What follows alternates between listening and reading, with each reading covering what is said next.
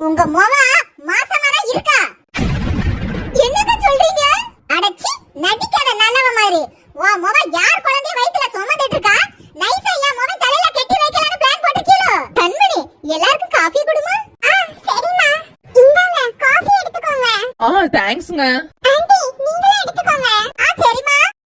Uncle, நீங்களும் coffee எடுத்துக்கோங்க. சரிமா. ஏல, உனக்கு பொண்ணு பிடிச்சிருக்கா? ரொம்ப பிடிச்சிருக்குமா. அப்படியா? இருல, பொண்ணு அம்மாட்ட கொஞ்சம் கேட்டுக்கிறேன். சரிமா. என்னங்க, என் பையனுக்கு உங்க பொண்ணு ரொம்ப பிடிச்சிருக்குங்களா? உங்க பொண்ணுக்கு என் பையனை பிடிச்சிருக்கானே கொஞ்சம் கேட்டு சொல்லுங்களேன். என்னங்க, எங்களோட விருப்பம் தாங்க. எங்க பொண்ணோட விருப்பமா? அது சரிதாங்க. இருந்தாலும் வாழ வேண்டியது அவங்க ரெண்டு பேர் தானே.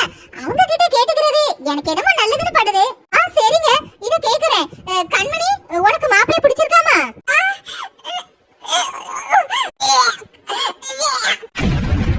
என்னங்க இது? பொண்ணு இப்படி வாந்தி எடுக்கறா? எனக்கு தெரியலங்க. கண்மணி, நேத்து சாப்பிட்டது எதுவும் ஒத்துறியாடி? என்னங்க, உங்க பொண்ணு அழுதுகிட்டே இருக்கா? வாயை திறந்து பதில சொல்லுங்க. நாங்க பொண்ணு பார்க்க வந்திருக்கோம். இந்த நேரம் வாமிட் எடுத்தா நாங்க என்னங்க நினைப்போம்? நீங்க தப்பா எடுத்துக்காதீங்க. என் பொண்ணு நேத்து நைட் பரோட்டா சாப்பிட்டாங்க. அத ஒத்துக்கல போல இருக்கு. என்னங்க, நான் ஆஸ்பத்திரியில நர்ஸா வேலை பார்த்தவா. உங்க மொவ எடுத்தது பித்த வாந்தியா இல்ல புள்ள வாந்தியானே கைய பிடிச்ச பார்த்தே நான் சொல்லிடுவேன். என்னங்க, என் மகளை பத்தி நீங்க தப்பா பேசுனீங்க, உங்களுக்கு அவ்வளவுதான். ஏன் இவ்வளவு கோவப்படுறீங்க? உங்க பொண்ணு கை நாடிய பிடிச்சே நான் சொல்லிடுவேன். போங்க, தாராளமா என் பிள்ளை கை நாடிய பிடிச்சு பாருங்க. அப்ப உங்க மூஞ்ச எங்க வச்சுக்குவீங்கன்னு நானும் பாக்குறேன். இத பாக்குறேன். அட தூ, உங்க மொவ மாசமாதான் இருக்கா? என்னங்க சொல்றீங்க? அடச்சி, நடிக்காத நல்லவ மாதிரி. உன் மொவ யார் குழந்தைய வயித்துல சுமந்துட்டு இருக்கா? நைஸா என் மொவ தலையில கட்டி வைக்கலாம்னு பிளான் போட்டுக்கீளோ? அம்மா, என்னமா சொல்ற? நல்ல வேளை, இப்ப வாந்தி எடுத்ததனால உண்மை தெரிஞ்சிச்சு. கல்யாணத்துக்கு அப்புறம் இந்த மாதிரி நடந்துச்சுன்னா உன் வாழ்க்கையே நாசமா போயிருக்குமேல. சீ, இப்படி ஒரு குடும்பத்துல நாங்கள பொண்ணு பார்க்க வந்த பாருங்க. எங்க புத்திய செருப்பால அடிக்கணும். ஏல, வாட வீட்டுக்கு போவோம். இந்த இடத்துல ஒரு நிமிஷம் கூட இருக்க வேண்டாம். சரிமா. என்னங்க, வாங்க. வரேன்டி. அட பாவி மட்ட, குடும்பமானதே கப்பல்ல ஏத்திட்டேடி. அழுது சாதிக்காத, வாயை திறந்து சொல்லுடி. யாரடி காரணம்? ஐயோ கடவுளே, பாவி மட்ட, வாயாவது திறந்து சொல்லாம்டி. அக்கம் பக்கத்துல உள்ளவங்கிட்டலாம் நான் எப்படிடி தலைய காட்டுவேன்? கேவலமா பேசுவாள்வலடி. ஏன் கடவுளே, எனக்கு இந்த சோதனை. ஏண்டி உன்னை நான் நல்லா தானடி வளர்த்தேன். எங்களுக்கு ஏண்டி துரோகம் பண்ண உனக்கு இப்படி மனசு வந்துச்சு? பாவி மட்ட, இத முன்னாடியே சொல்லி தொலைச்சிருந்தா நான் ஏண்டி அவங்கள பொண்ணு பார்க்க வர சொல்ல போறேன்? இப்படி எல்லாரும் முன்னாடி என்னை தலை குனிய வச்சிட்டேடி. இதான் நடந்துச்சு. அதுக்கப்புறம் எப்படிக்கா நான் அந்த ஊர்ல வாழ முடியும்? சித்தி, சும்மா நடிக்காதீங்க சித்தி. அந்த மாப்பிள்ளை வீட்டுக்காரங்க சொன்ன மாதிரி எனக்கு என்னமோ நீங்க பிளான் பண்ணி தான் உங்க பொண்ணை அந்த பையன் தலையில கட்ட பாத்துட்டீங்க. கூடவே இருக்கா உங்க பொண்ணு. அவ கர்ப்பமா இருக்கா இல்லையான்னு கூட உங்களுக்கு தெரியாதா? என்ன ஐசு, நீ ஏன் இப்படி பேசுற? இதெல்லாம் தெரிஞ்சா நான் இந்த முடிவை எடுப்பேனா? ஏக்கா, அவ கடக்குறாக்கா. அவ ஒரு லூசு. எந்த நேரம் எது பேசணும்னே அவளுக்கு தெரியாது. இல்ல சின்ன பொண்ணு, ஐசுவே இப்படி பேசுறானா? அப்ப அக்கம் பக்கத்துல உள்ளவங்க எல்லாம் என்னென்ன பேசி இருப்பாங்க. சுந்தரி, நீ அழாதம்மா. மனசுக்கே ரொம்ப சங்கடமா இருக்கு. எப்படிக்கா அழாம இருக்க முடியும்? இப்படி ஒரு பிள்ளைய பெத்து வச்சுக்கிட்டு எவ்வளவு தூரம் எல்லாரும் கேக்குறிய? வாயை திறக்கறாளான்னு பாருங்களா. வாயை மூடிக்கிட்டே தானக்கா இருக்கா? சித்தி, நீங்க கண்மணி மேல கோவப்படாதீங்க. அவளே பாவம் மனசு கஷ்டத்துல இருக்கறா. அவகிட்ட போக போக நம்ம பேசி அந்த பையன் யாருன்னு தெரிஞ்ச உடனே கல்யாணம் பண்ணி வெச்சிரலாம். நானும் அப்படிதாம்மா நினைச்சு நாளை ஓட்டிக்கிட்டே இருக்கேன். வாயே திறக்க மாட்டேங்கலம்மா. இருங்க சித்தி. ஏய் கண்மணி, நீ வாயை கூட திறக்க வேண்டாம். நான் கேக்குறதுக்கு இப்படியாச்சும் சொல்லு, சரியா? அடி பாவி, சரின்னு சொல்றதுக்கு கூட வாயை திறக்க மாட்டே. சித்தி, நீங்க உண்மையிலே என்ன பாவம் பண்ணீங்கன்னு தெரியல. இப்படி ஒரு புள்ளைய பெத்து வச்சிருக்கீங்க. இல்ல ஐஷு, கண்மணியை இவ்வளவு குறை சொல்றிய? நீ மட்டும் என்னவா பேசியே எங்க அக்காவை சாவடிக்கிற? கண்மணி பேசாம அவங்க அம்மாவை சாவடிக்கிறா. ஆக மொத்தத்துல நீ ரெண்டு பேரும் ஒரே கேட்டகரி தான். அடியே கண்மணி, உன் வயித்துல வளர குழந்தைக்கு யார் அப்பான்னு தெரியும்ல? சொல்லுடி, தெரியுமா தெரியாதா? சொல்லலனா சொல்லு. உன் கூட காலேஜ்ல படிச்சவனாடி? அப்படியே இல்லனா பக்கத்து வீட்டுக்காரனா? இல்லனா சொந்தக்காரன் பையனா? ஏதாச்சும் சொல்லுடி. ஐசு விடுமா, நீ எவ்வளவுதான் கேட்டாலும் அந்த நெஞ்செழுத்தக்காரி வாயே திறக்க மாட்டா. நீ எதுக்குமா அவ கூட போய்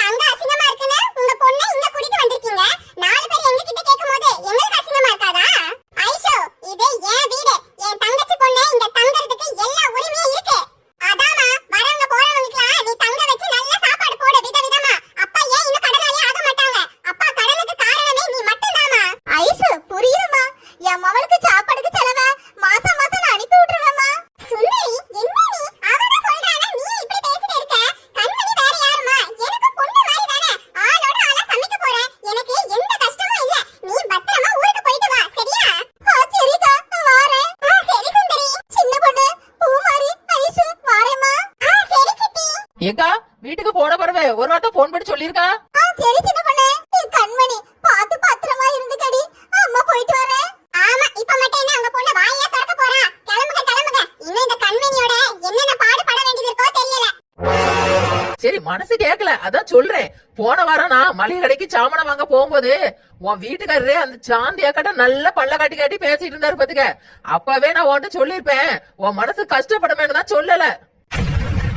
என்ன சின்ன பொண்ணு, நீ போன வாரம் பார்த்தேன்னு சொன்னால அப்பவே என்கிட்ட வந்து சொல்லிருக்கலாம்ல. என் புருஷனை உண்டு இல்லன்னு ஒரு வழி பாத்துருப்பாம்ல. சின்ன பொண்ணு, இந்த சேலை நல்லா இருக்கா? எங்க வீட்டுக்காரரு நேத்தே எடுத்து வந்தா பாத்துக்க. அப்படியா? குடு பாப்போம். சின்ன பொண்ணு, இந்த சேலையை தூக்கி பாரு, எவ்வளவு வெயிட்டா இருக்கு. ஆமா, சேலை நல்ல வெயிட்டா தான் இருக்கு. விலை 1500 தானே. சின்ன பொண்ணு, எப்படி கரெக்டா சொல்றா? வரும்போதும் சாந்தி அக்கா இதே கலர்ல தான் இதே சேலை தான் என்கிட்ட காட்டினாவ. என்னது இதே மாதிரி புடவையா? அப்ப அவ என்ன பார்த்தா வாங்கினா? நான் இந்த சேலை கட்டவே இல்லையே. ஏட்டி அந்த அக்காவும் நேத்து தான் வாங்கினாவலாம். நேத்து தானே எங்க வீட்டுக்காரரு வாங்கிட்டு வந்தாவ. மென்டல் புரியலையா? உன் வீட்டுக்காரு உனக்கும் சாந்தி அக்காளுக்கும் ஒரே மாதிரி புடவை எடுத்து கொடுத்துருக்காவ. என் வீட்டுக்காரலாம் அப்படிப்பட்டவர் கிடையாது சின்ன பொண்ணு. எங்க வீட்டுக்காரர் என்ன சொன்னாலும் தெரியுமா? மாலா, இது உனக்காக நான் கஷ்டப்பட்டு தேடி பிடிச்சு வாங்கினேன். உன் கலருக்கு இது டாப்பா இருக்குன்னு சொன்னாலும் தெரியுமா? இதே டைலாக தான் சாந்தி அக்காவும் சொன்னாவ. என்ன சின்ன பொண்ணு சொல்றா? மாலா, நான் சொன்னாலும் நீ நம்ப மாட்டாதான். சரி மனசு கேக்கல அதான் சொல்றேன். போன வாரம் நான் மளிகை கடைக்கு சாமான் வாங்க போகும்போது உன் வீட்டுக்காரரு அந்த சாந்தி அக்கட்ட நல்ல பல்ல காட்டி காட்டி பேசிட்டு இருந்தாரு பாத்துக்க. அப்பவே நான் உன்கிட்ட சொல்லிருப்பேன், உன் மனசு கஷ்டப்படுமேன்னு தான் சொல்லல. என்ன சின்ன பொண்ணு, நீ போன வாரம் பார்த்தேன்னு சொன்னால அப்பவே என்கிட்ட வந்து சொல்லிருக்கலாம்ல. என் புருஷனை உண்டு இல்லன்னு ஒரு வழி பாத்துருப்பாம்ல.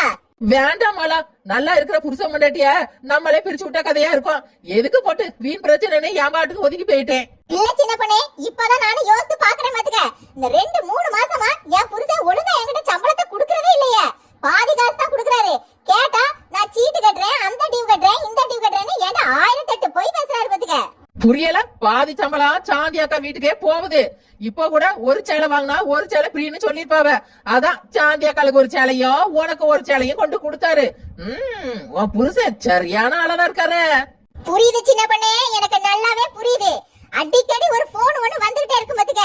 நான் யாருன்னு கேட்டா ஆபீஸ்ல இருந்து போன் பண்றாங்கன்னு ராத்திரி 11 மணிக்கு மேல மொட்டை மாடிக்கு ஓடிடுவாரு. ஐயோ, நான் சும்மாலாம் கொளுத்தி போட்டேன். இவ சொல்றத பார்த்தா உண்மையிலே கனெக்ஷன் இருக்கும் போல இருக்கு. சரி கொஞ்சம் எரியிற தீயில எண்ணெய ஊத்துவோம். ஏ மாலா, நீ படிச்சிருக்கியா படிக்கலையாடி? எந்த ஊர்ல டி ஆபீஸ்ல ராத்திரி உனக்கு 11 மணிக்கு மேல கூப்பிடுவாவ? இல்லடி, அந்த பாவி பயல நான் முழுசா நம்பிட்டேன்டி. எடி நான் தெரியாம தான் கேக்குறேன். என்ன விட அந்த சாந்தி அப்படி என்ன தடி அழகா கூடிட்டா?